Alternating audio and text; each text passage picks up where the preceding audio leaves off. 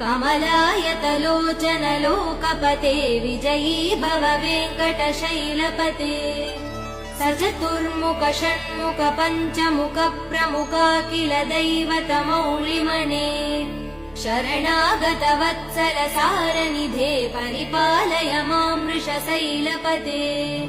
अतिवेलतया तव दुर्विषहै अनुवेल कृदै प्रपराध सदैः हरितं त्वरितं वृषशैलपते परया कृपया परिपाहि हरे अधिवेङ्कटशैलमुदारमते जनताभिमतादिकदानरतात् परदेव दया गदितान् निगमै कमलादयितान् परं कलये कलवेणुरवा वसगोपवधू शतकोटिवृतात् स्मरकोटिसमात् प्रतिवल्लविकाभिमदात् सुखदात् वसुदेव